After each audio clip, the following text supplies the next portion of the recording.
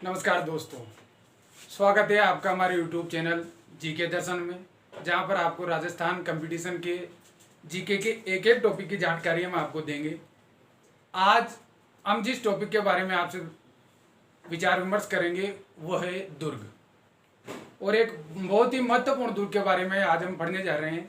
उसका नाम है चित्तौड़गढ़ का दुर्ग।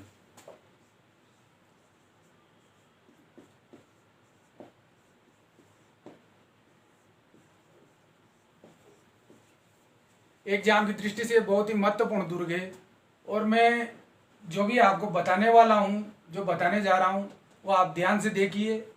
मेरी 100% गारंटी है। इस वीडियो को देखने के बाद यदि चित्तौड़गढ़ दुर्ग से रिलेटिव कोई भी क्वेश्चन एग्जाम में आएगा तो आप उसे आसानी से हल कर देंगे। बात करते हैं चित्तौड़गढ़ दुर्ग की। चित्तौड़गढ़ का जो ये दुर्ग है, ये बना हुआ है मेसा के पठार।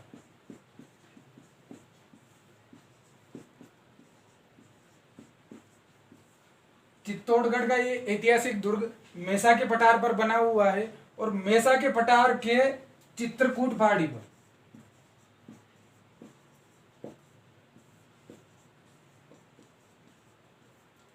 मेसा के पठार पर चित्रकूट पहाड़ी पर यह दुर्ग बना हुआ है। चित्रकूट पहाड़ी पर यह दुर्ग बना होने के कारण इस दुर्ग को चित्रकूट भी कहा जाता है। चित्रकूट दुर्ग। चित्तौड़गढ़ के दुर्ग को मालवा का प्रवेश द्वार भी कहा जाता है।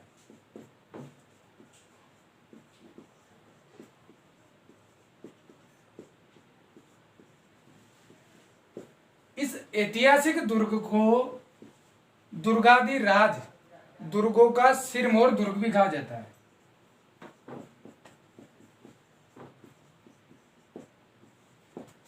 दुर्गों का सिरमौर।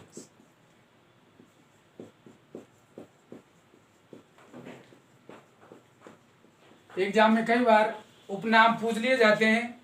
दुर्गाधिराज किस दुर्ग को कहा जाता है, मालवा का प्रवेश द्वार किस दुर्ग को कहा जाता है, या फिर चित्रकूट दुर्ग किस दुर्ग को कहा जाता है। इसका एक और उपनाम है जो है राजस्थान का दक्षिणी पूर्वी द्वार। ये जो चित्तौड़गढ़ का दुर्ग है राजस्थान के दक्षिण पूर्व में बना हुआ है, इसी कारण इसे राजस्थान का दक्षिण पूर्वी द्वार भी कहा जाता है। तो ये थे चित्तौड़गढ़ दुर्ग के उपनाम जो हमने देखे। चित्तौड़गढ़ का दुर्ग मेसा के पठार पर बना हुआ है। मेसा के पठार पर चित्रकूट पहाड़ी पर यह बना हुआ है, इसी कारण इसका एक नाम चित्रकूट दुर्ग भी मिलता है। मालवा का प्रवेश द्वार भी इसे कहा जाता है। दुर्गाधिराज दुर्गों का सिरमौर दुर्ग भी इसे कहा जाता है, और राजस्थान का दक्षिण पूर्वी द्वार भी इसे कहा जाता है। तो ये थे इसके उपनाम। अब हम बात करते हैं इस दुर्ग का निर्माण किसने करवाया, कब करवाया, क्यों करवाया। चित्तौड़गढ़ दुर्ग को राजस्थान का गौरव कहा जाता है। गौरव कहने का तात्पर्य है ये हमारे राजस्थान वासियों के वीरता का, ऐतिहासिकता का एक बहुत बड़ा प्रतीक है। ध्यान रखिएगा, बाजरा को भी राजस्थान का गौरव कहा जाता है। बाजरा फसलों में कहा जाता है, दुर्गों में राजस्थान का गौरव चित्तौड़गढ़ दुर्ग को कहा जाता है। अब हम बात करते हैं इसके निर्माण की। तो पौराणिक मान्यताओं के अनुसार चित्तौड़गढ़ दुर्ग का जो निर्माण है वो भीम द्वारा करवाया गया, परंतु ये पौराणिक मान्यता के अनुसार। यदि हम बात करें जैन साहित्य की, जैन ग्रंथों की, जैन ग्रंथों की, कुमारपाल प्रबंध की, कुमारपाल प्रबंध,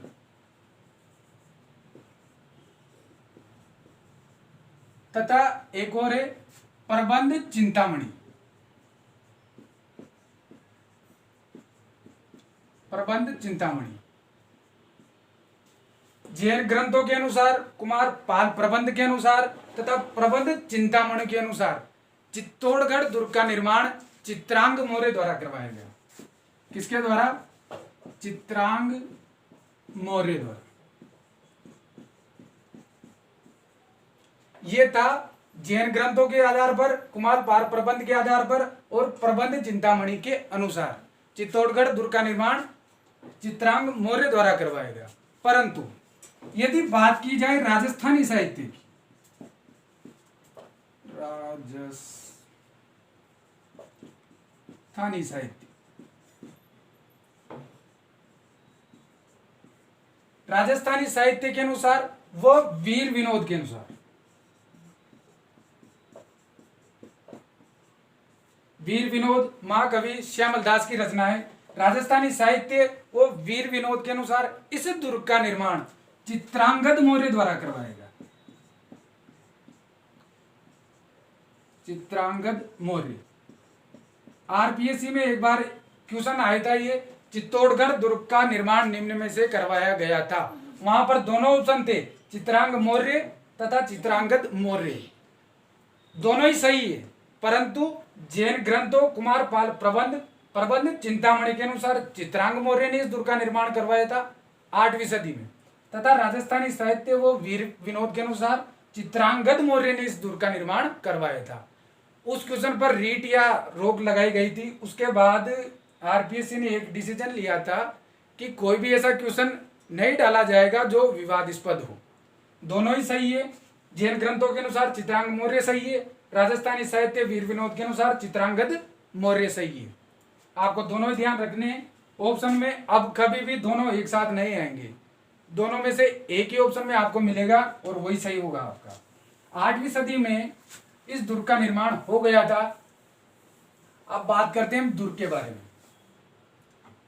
चित्तौड़गढ़ दुर्ग की जो आकृति है वो वेल मछली के समान। किसके समान? चित्तौड़गढ़ दुर्ग की आकृति वेल मछली के समान है। ये जो दुर्ग है इसकी आकृति वेल मछली के समान है। चित्तौड़गढ़ दुर्ग की जो आकृति है वो वेल मछली के समान है। इस दुर्ग की आकृति वेल मछली के समान है। इस दुर्ग की जो लंबाई की मैं बात करूं, ये 8 किलोमीटर लंबा दुर्ग है। 8 किलोमीटर लंबा है तथा इसकी जो चौड़ाई है वो लगभग 2 किलोमीटर। ये राजस्थान का एकमात्र ऐसा दुर्ग है जहां पर आम जनता निवास करती है। ये राजस्थान का सबसे बड़ा लिविंग पोर्ट है। चित्तौड़गढ़ का जो दुर्ग है ये राजस्थान का सबसे बड़ा लिविंग पोर्ट है। ये एकमात्र ऐसा दुर्ग है जिसमें खेती की जाती है। मैं बात करूं आपसे, चित्तौड़गढ़ का जो दुर्ग है ये राजस्थान का सबसे बड़ा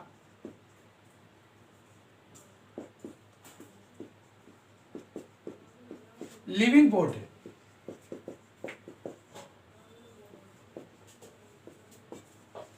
वर्तमान में भी इस दुर्ग में लगभग 5000 व्यक्ति निवास करते हैं। ये एकमात्र ऐसा दुर्ग है जिसमें खेती की जाती है। एकमात्र दुर्ग ऐसा है जिसमें वर्तमान में भी खेती की जाती है।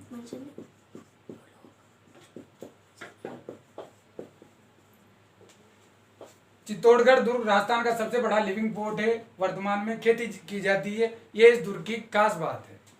चित्तौड़गढ़ दुर्ग का जो आधुनिक निर्माता है, आधुनिक निर्माता माना जाता है महाराणा खुंबा को। क्यों? क्योंकि महाराणा खुंबा द्वारा 15वीं सदी में चित्तौड़गढ़ दुर्ग का जीर्णोद्धार करवाया गया, इसलिए महाराणा खुंबा को आधुनिक चित्तौड़गढ़ दुर्ग का आधुनिक निर्माता माना जाता है। महाराणा खुंबा द्वारा ही इस मंदिर में दीवाने खास का निर्माण किया गया। महाराणा खुंबा द्वारा इस दुर्ग में एक खास भवन दीवाने खास का निर्माण किया गया। दीवाने खास। महाराणा खुंबा को राजस्थान की स्थापत्य कला का एक बहुत ही बड़ा योगदान रहा है। महाराणा खुंबा ने लगभग 32 से अधिक दुर्गों का निर्माण तथा जीर्णोद्धार राजस्थान में करवाया था।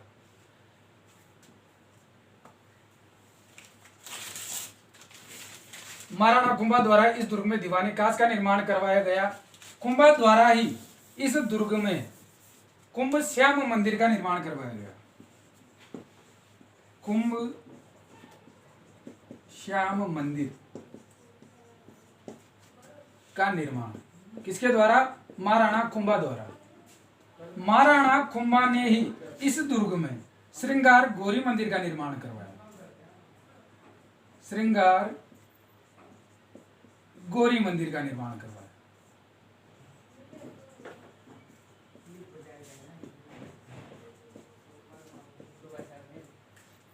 महाराणा कुंभा ने 15वीं सदी में चित्तौड़गढ़ दुर्ग का जीर्णोद्धार करवाया था, इसीलिए इन्हें आधुनिक निर्माता कहा जाता है चित्तौड़गढ़ दुर्ग का। महाराणा कुंभा ने इस दुर्ग में दीवाने कांच का निर्माण करवाया। इन्होंने इस दुर्ग में कुंभ श्याम मंदिर का निर्माण करवाया। इन्होंने इस श्रृंगार गौरी मंदिर का निर्माण इसमें करवाया था।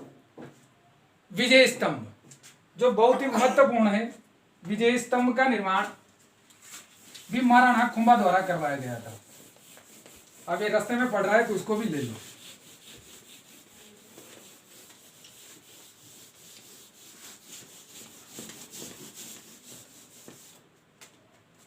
विजय स्तंभ,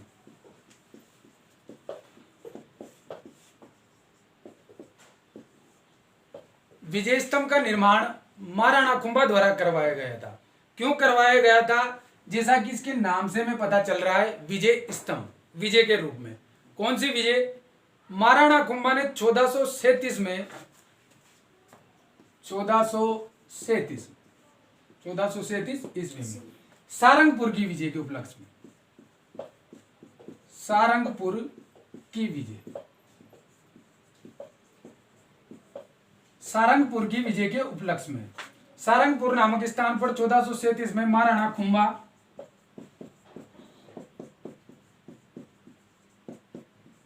वर्सेज महमूद खिलजी प्रथम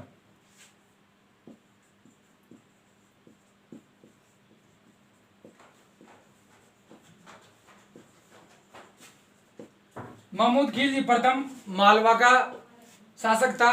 दोनों के मध्य सारंगपुर का युद्ध हुआ था 1437 ईस्वी में, और राणा कुंभा ने 1437 में सारंगपुर की मालवा विजय के उपलक्ष्य में विजय के प्रतीक के रूप में चित्तौड़गढ़ दुर्ग में विजय स्तंभ का निर्माण करवाया था। अब चित्तौड़गढ़ दुर्ग में महाराणा कुंभा ने विजय स्तंभ का निर्माण करवाया था। कब करवाया, किसके द्वारा करवाया, ये हम देखते हैं। विजय स्तंभ के बारे में कुछ महत्वपूर्ण तथ्य हैं, वो भी आप देख लें, जो एग्जाम की दृष्टि से अति महत्वपूर्ण है। विजय स्तंभ का निर्माण 1437 की सारंगपुर की मालवा विजय के उपलक्ष्य में करवाया गया महाराणा कुंभा द्वारा। इसका जो शिल्पी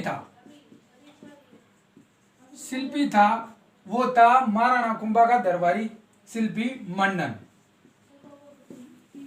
मंडन इस विजय स्तंभ का शिल्पी था। अब बात करते हैं विजय स्तंभ के कुछ महत्वपूर्ण तथ्यों के बारे में। विजय स्तंभ की जो ऊंचाई है वो है 120 से 122 फीट। विजय स्तंभ की ऊंचाई 120 से 122 फीट है। विजय स्तंभ का निर्माण राणा कुंभा द्वारा अपने शिल्पी मंडन की देखरेख में करवाया गया। कब करवाया गया? 1439 से 1449 के मध्य। 1439 से 1449 के मध्य विजय स्तंभ का निर्माण करवाया गया। इसकी जो ऊंचाई है वो लगभग 120 से 122 फीट है। विजय स्तंभ एक नौखंडा भवन है। 1 2 3 4 5 6 7 1 2 3 4 5 6 7 8 और ये 9।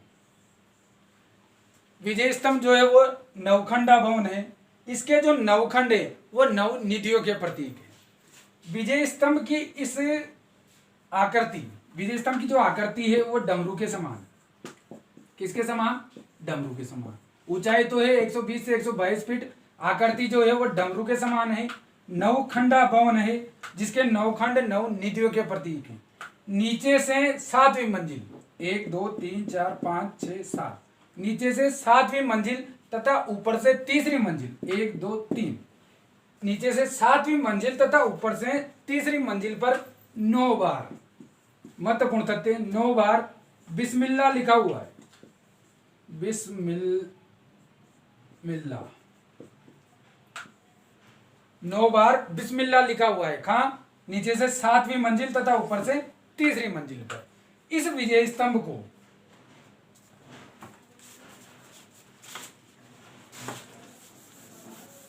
विजय स्तंभ के बारे में और भी महत्वपूर्ण तथ्य हैं जो मैं आपको बता देता हूं। एग्जाम में जो ज्यादा पूछे जाते हैं उन्हीं की बात करते हैं अपन। इस विजय स्तंभ को चित्रकला का विश्वकोश भी कहा जाता है। महत्वपूर्ण तथ्य, चित्रकला का विश्वकोश। इस विजय स्तंभ को हिंदू मूर्ति कला का अजायब घर भी कहा जाता है। हिंदू मूर्ति कला का अजायब घर। रीट पटवारी के कई एग्जामों में ये क्वेश्चन आ चुका है। चित्रकला का विश्वकोश किसे कहा जाता है, हिंदू मूर्ति कला का अजायब घर किसे कहा जाता है। ये तो आपका लेवल हुआ रीट पटवारी राजस्थान पुलिस का। यदि आप स्टैंडर्ड को मेंटेन करते हो और आरएस के लेवल का क्वेश्चन बनता है, चित्तौड़गढ़ दुर्ग में स्थित विजय स्तंभ को चित्रकला का विश्वकोश कहा जाता है। ये किसने कहा? ये कहा था गोएट जी ने। गोएट जी, हिंदू मूर्ति कला का अजायब घर, विजय स्तंभ को हिंदू मूर्ति कला का अजायब घर, यह कहा था उपेंद्र नाथ ने। यह महत्वपूर्ण क्वेश्चन, उपेंद्र नाथ। चित्रकला का विश्वकोश तो कहा था गोयट जी ने, हिंदू मूर्ति कला का अजायब घर कहा था उपेंद्र नाथ ने। महत्वपूर्ण तथ्य, प्रसिद्ध इतिहासकार फर्ग्यूसन,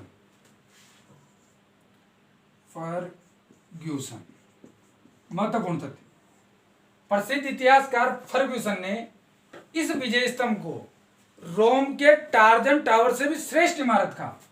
फर्ग्यूसन ने रोम के टार्जन टावर से श्रेष्ठ इमारत कहा।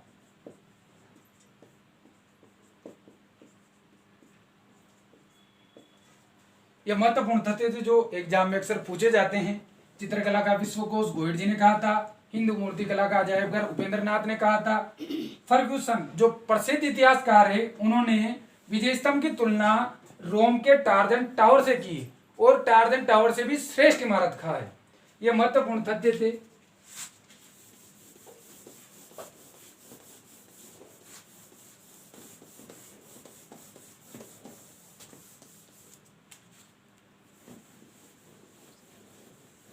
आगे देखिए आप, इस विजय स्तंभ को विष्णु को समर्पित होने के कारण, विजय स्तंभ भगवान विष्णु को समर्पित होने के कारण इस विजय स्तंभ को विष्णु ध्वज नाम से भी जाना जाता है। विष्णु ध्वज भी कहा जाता है। इस विजय स्तंभ को वेश्या स्तंभ भी कहा जाता है। क्यों कहा जाता है? क्योंकि इस विजय स्तंभ में जो मूर्तियां बनी हुई है वो मैथुन आकृति में लगी हुई है, इसी कारण इसे वेश्या स्तंभ भी कहा जाता है। विष्णु को समर्पित होने के कारण विजय स्तंभ को विष्णु ध्वज भी कहा जाता है। यह महत्वपूर्ण बिंदु थे इसके। विजय स्तंभ बहुत ही महत्वपूर्ण क्वेश्चन है। विजय स्तंभ राजस्थान की प्रथम इमारत है जिस पर भारत सरकार द्वारा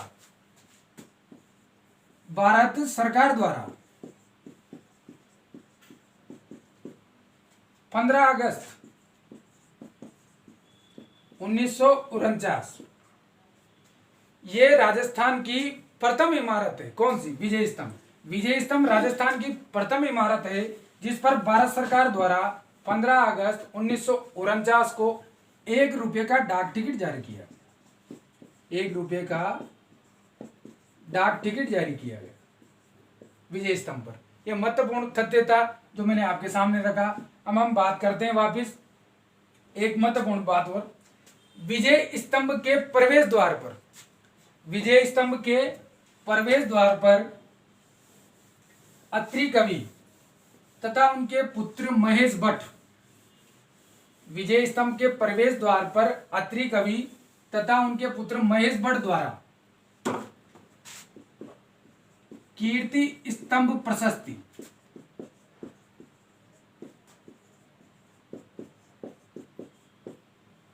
प्रशस्ति की रचना। विजय स्तंभ के मुख्य दरवाजे पर कीर्ति स्तंभ प्रशस्ति की रचना अत्रि कवि वह महेश द्वारा की गई। कीर्ति स्तंभ प्रशस्ति में बप्पा रावल से लेकर राणा कुंभा तक की विजयों का इतिहास। इस कीर्ति स्तंभ प्रशस्ति में बप्पा से लेकर कुंभा तक की विजयों का इतिहास।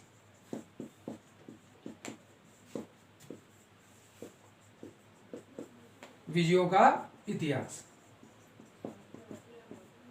तो ये था विजय स्तंभ जो चित्तौड़गढ़ दुर्ग में स्थित है, और जो महत्वपूर्ण बिंदु इसके सारे थे वो मैंने आपको बता दिए हैं।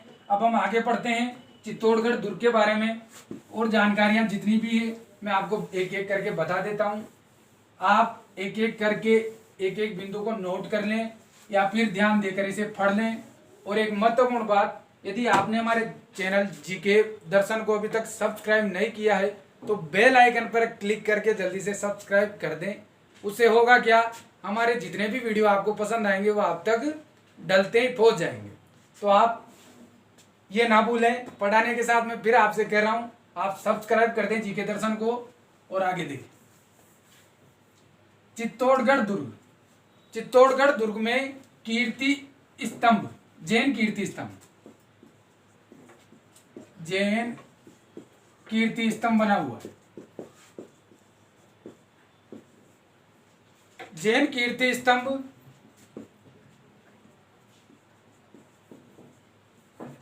जैन कीर्ति स्तंभ जैन कीर्ति स्तंभ का निर्माण 12वीं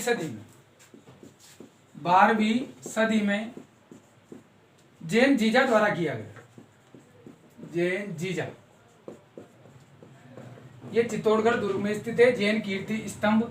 इसका जो निर्माण है वो 12वीं सदी में जैन जीजा द्वारा किया गया। ये स्तंभ प्रथम जैन तीर्थंकर, जैन कीर्ति स्तंभ प्रथम जैन तीर्थंकर, जैन तीर्थंकर वृषभदेव या आदिनाथ भी कहा जाता है, आदिनाथ, इन्हें समर्पित है। जैन कीर्ति स्तंभ 12वीं सदी में जैन जीजा द्वारा इसका निर्माण किया गया। ये जो है ये प्रथम जैन तीर्थंकर वृषभदेव या आदिनाथ को समर्पित है। इसकी ऊंचाई जो है वह लगभग 75 फीट है। इसकी जो ऊंचाई है वो लगभग 75 मीटर। इसकी आकृति जो है वो मीनार के समान। जैन कीर्ति स्तंभ 12वीं सदी में जैन जीजा द्वारा इसका निर्माण किया गया। प्रथम जैन तीर्थंकर वृषभदेव को यह समर्पित है। इसकी ऊंचाई जो है वह 75 मीटर है और जो इसकी आकृति है वो मीनार के समान है। तो ये अब हम बात करते हैं चित्तौड़गढ़ दुर्ग के दरवाजे। इस जो चित्तौड़गढ़ दुर्ग बना हुआ है इसमें क्रमशः 7 दरवाजे बने हुए हैं। उनका नाम एक एक करके मैं बता देता हूँ आपको। पहला दरवाजा है पाटनपोल, पाटनपोल या पाटनपोल। दूसरा जो दरवाजा है वो है भैरवपोल।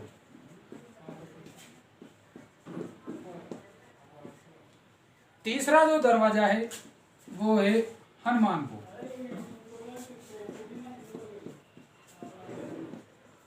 चौथा जो दरवाजा बना हुआ है वो है गणेशपोल। पांचवा जो दरवाजा है वो है जाडनपोल। छठा जो दरवाजा है वो है लक्ष्मणपोल।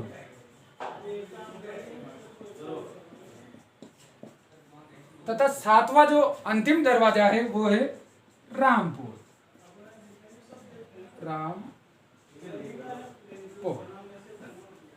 चित्तौड़गढ़ दुर्ग में जो 7 दरवाजे क्रमशः बने हुए हैं, पहला है पाटनपोल या पाटनपोल, दूसरा है भैरवपोल, तीसरा है हनुमानपोल, गणेशपोल, जाडनपोल, लक्ष्मणपोल और रामपोल। अब जो भैरवपोल है इस दरवाजे पर वीर कल्ला राय राठौड़ की छतरी बनी हुई है। वीर कल्ला राय राठौड़ वीर कल्ला राय राठौड़ की छतरी बनी हुई है। दोस्तों, ये वीर कल्ला राय राठौड़ वही योद्धा है जो हल्दी घाटी के युद्ध में शहीद हुआ था। बेरव पोल पर वीर कल्ला राय राठौड़ की छतरी बनी हुई है। वीर कल्ला राय राठौड़ की जो मुख्य पीठ है वो रनेला गांव चित्तौड़गढ़ में बनी हुई है तथा भैरव पोल पर वीर कल्ला राय की राठौड़ की छतरी बनी हुई है। हनुमान पोल, गणेश पोल, जाडन पोल, लक्ष्मण पोल और राम पोल तथा जो जाडन पोल है, जो पाटन पोल है, इस पर बाघ सिंह की छतरी बनी हुई। बाघ सिंह की छतरी।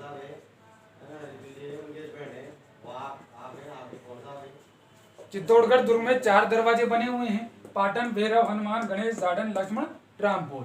भैरव पोल पर वीर कल्ला राय राठौड़ की छतरी बनी हुई है। पाटन पोल या पाटन पोल पर बाघ सिंह की छतरी बनी हुई है। जब चित्तौड़गढ़ का द्वितीय शाखा हुआ था 1534-35 में, उस समय बाघ सिंह युद्ध में लड़ते हुए मारा गया था। इसके बाद चित्तौड़गढ़ दुर्ग में 4 अन्य दरवाजे और हैं, उनके बारे में मैं आपको बताता चलूं।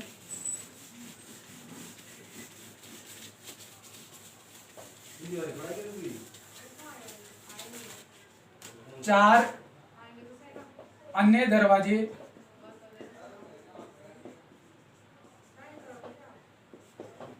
चामुंडा पोल, चामुंडा पोल। जो 7 दरवाजे थे वो मुख्य मार्ग के 7 दरवाजे थे। ये जो 4 दरवाजे हैं ये दुर्ग के अंदर बने हुए हैं। चामुंडा पोल, लक्ष्मी पोल, सूरत पोल,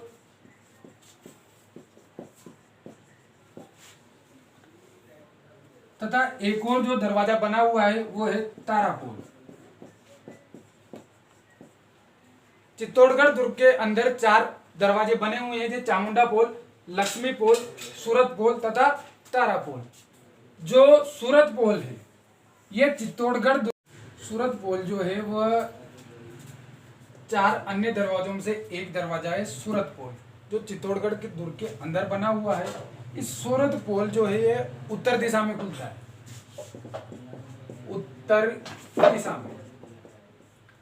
उत्तर दिशा में खुलने के कारण इस पोल को, इस दरवाजे को लाखोटा कहा जाता है। लाखोटा। चित्तौड़गढ़ दुर्ग में जितने भी दरवाजे हैं या खिड़कियां हैं जो उत्तर दिशा की तरफ खुलती है वो सभी क्या कहलाती है? लाखोटा कहलाती है। ये सभी लाखोटा कहलाती है।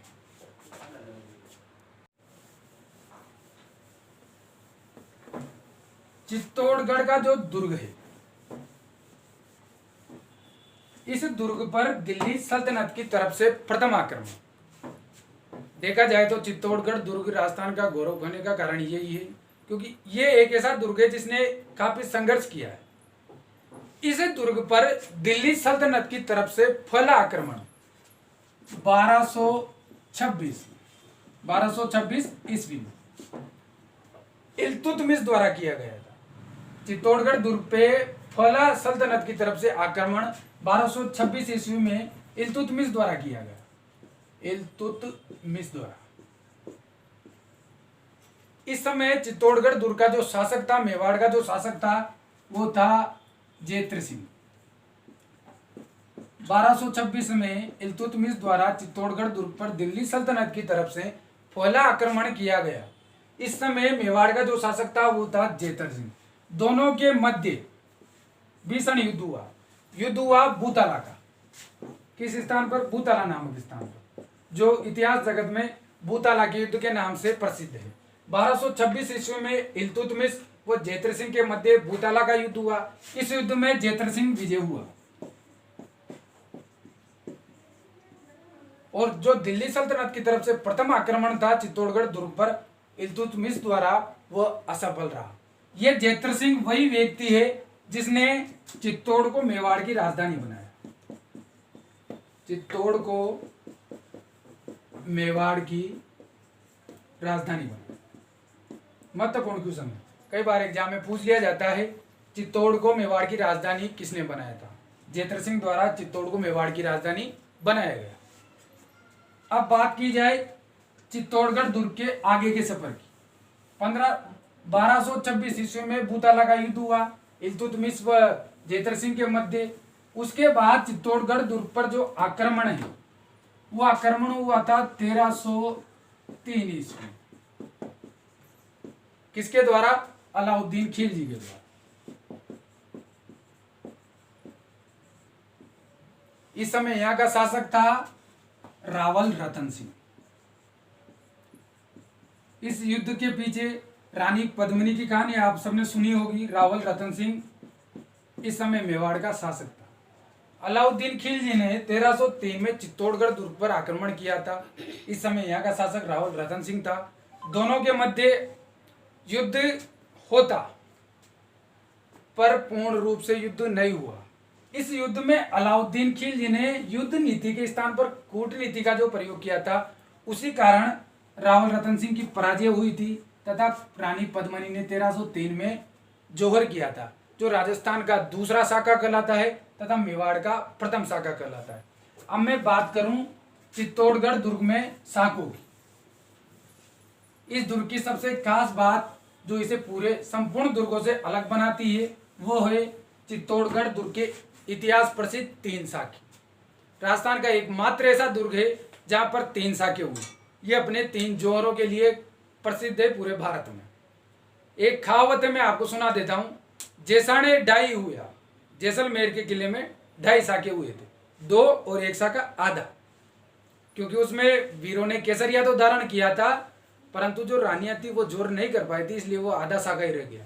जैसाने ढाई हुआ, 3 हुआ चित्तौड़, राज धर्म के कारणे मुगल कराई दौड़, मुगल कराई दौड़ सिवाने सातल राजा, रणथम बोर हमीर बजावे रण का बाजा, गाग रोन के वीर अचलरी महिमा न्यारी, और कानड़ दे चौहान जालोर वीरता री फुलवारी। तो ये जो चित्तौड़गढ़ का दुर्ग है ये इतिहास प्रसिद्ध 3 शाखों के लिए प्रसिद्ध है। ये 3 शाखे कब कब हुए इनके बारे में ज्यादा बातों में नहीं करूंगा, पर जो महत्वपूर्ण बातें हैं वो आपको बताता चलूं। पहला शाखा हुआ था 1303, दूसरा हुआ था 1534, तीसरा 34-35, कई बार 35 भी आ जाता है ऑप्शन में। यदि 34 और 35 दोनों ऑप्शन में मिले तो आपको 1535 क्लिक करना है। क्यों?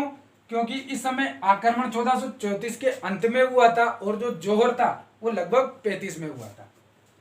तीसरा जो शाखा हुआ था वो था 1567-68। राजस्थान का प्रथम शाखा नहीं, चित्तौड़ का प्रथम शाखा 1303, चित्तौड़ का द्वितीय शाखा 1534-35 और चित्तौड़ का तीसरा जो शाखा है वो था 1567-68। 1303 में मेवाड़ का जो शासक था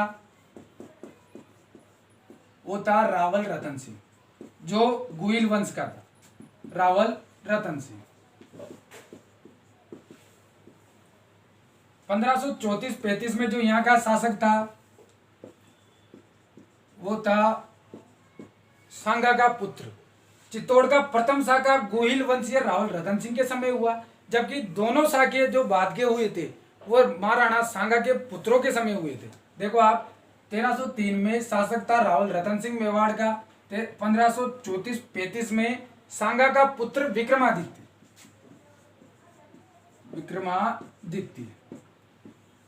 ये बाल्यकाल में था, लगभग इसकी उम्र उस समय 16-17 वर्ष की थी। ये पूर्ण रूप से वयस्क नहीं था, इसलिए जो नेतृत्व था वो हाडी रानी करमवती के पास था। और जो तीसरा शाखा हुआ था उस समय यहाँ का शासक था उदय सिंह, महाराणा प्रताप के पिता और राणा सांगा के पुत्र उदय सिंह। आक्रमणकारी था इस समय। आक्रमण किसका हुआ था? जो महत्वपूर्ण तथ्य है, 1303 रावल रतन सिंह के समय आक्रमणकारी था अलाउद्दीन खिलजी। 1534-35 विक्रमादित्य के समय जो दूसरा शाखा हुआ था उस समय आक्रमणकारी था गुजरात का बहादुर शाह। गुजरात का बहादुर शाह। जब गुजरात के बहादुर शाह ने मेवाड़ पर 1534-35 में आक्रमण किया था, इस समय मेवाड़ की स्थिति बिगड़ी हुई थी और जब इसके आक्रमण की सूचना हाडी रानी करमवती को लगी तो इन्होंने हुमायूं को राखी भेजी थी, जो घटना आप सबको याद होगी। तीसरा जो शाखा हुआ था उस समय शासक था उदय सिंह और जो आक्रमणकारी था वो था अकबर। थी। ये शासक थे, ये आक्रमणकारी थे। अब जौहर जो हुआ था वो किसके नेतृत्व में हुआ था? जो पहला जौहर हुआ था वो था रानी पद्मिनी। ये शायद सबको पता होगा, रानी पद्मिनी के नेतृत्व में पहला शाखा चित्तौड़ का हुआ था। राजस्थान का द्वितीय शाखा था 1303 का, और चित्तौड़ का प्रथम शाखा था। दूसरा जो शाखा हुआ था वो हाडी रानी करमवती के नेतृत्व में हुआ, जो सांगा की पत्नी थी। सांगा की मृत्यु हो चुकी थी इस समय तक। हाडी रानी करमवती के नेतृत्व में चित्तौड़ का दूसरा शाखा हुआ था। तीसरा जो शाखा हुआ था वह उदय सिंह यहाँ नहीं था। उदय सिंह जो है गिरवा की पहाड़ियों में छुप गया था अकबर की विस्तारवादी नीति के कारण। तथा इस समय जो युद्ध किया था वह जयमल पत्ता ने किया था। पत्ता सिसोदिया की रानी फूल कंवर। चित्तौड़ का जो तीसरा शाखा हुआ था वो पत्ता सिसोदिया की रानी फूल कंवर के नेतृत्व में हुआ था। तो ये थे राजस्थान के चित्तौड़गढ़ दुर्ग के इतिहास प्रसिद्ध शाखे, एकमात्र दुर्ग जिसमें 3 शाखे हुए, इसीलिए ये दुर्ग इतिहास प्रसिद्ध दुर्ग हुआ। ये आपको शायद समझ में आ गए होंगे। पहला शाखा 1303 में हुआ, दूसरा 1534 1535 में हुआ, तीसरा 1567 1568 में हुआ। प्रथम शाखे के समय शासक था रावल रतन सिंह, जो कई बार पूछ लिया जाता है। द्वितीय शाखे के समय विक्रमादित्य था। तीसरे शाखे के समय उदय सिंह था। आक्रमणकारी प्रथम में अलाउद्दीन खिलजी, दूसरे में बहादुर शाह, तीसरे में अकबर। पहला शाखा पद्मिनी के नेतृत्व में, दूसरा शाखा हाडी रानी करमवती के नेतृत्व में, और तीसरा जो अंतिम शाखा हुआ था चित्तौड़ का वो पत्ता सिसोदिया की रानी फूल कंवर के नेतृत्व में हुआ था। तो ये थी राजस्थान के चित्तौड़गढ़ दुर्ग की कुछ महत्वपूर्ण विशेषताएं। अब मैं बात करूं इस दुर्ग में क्या क्या बना हुआ है।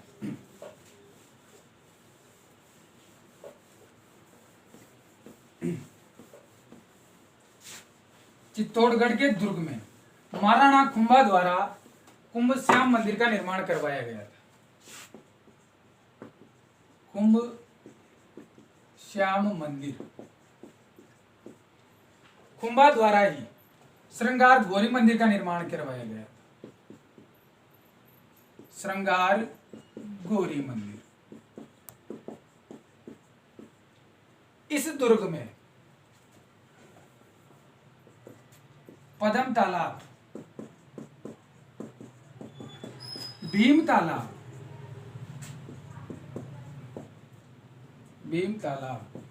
कुकुडेश्वर तालाब,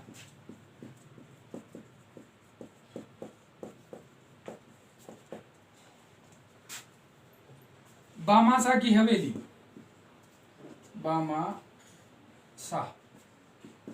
बामासा की हवेली,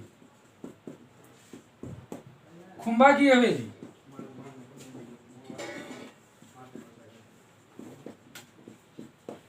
रानी पद्मिनी की हवेली,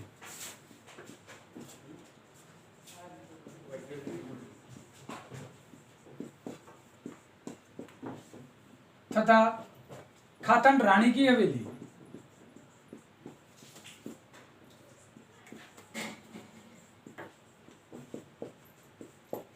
घी तेल की बावड़ी,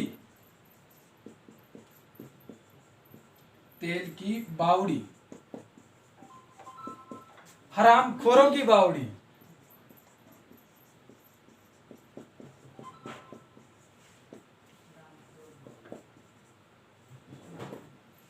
तथा एक बहुत ही महत्वपूर्ण फतेह प्रकाश संग्रहालय है ना, गोरा बादल की छतरी,